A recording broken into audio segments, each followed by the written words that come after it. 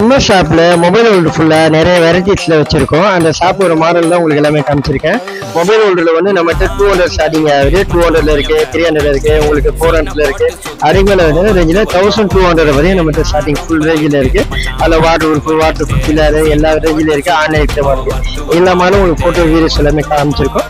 இதை பார்த்து உங்களுக்கு நம்ம ஷாப் விசிட் பண்ணுங்க, நம்ம பேஜை ஃபாலோ பண்ணுங்க.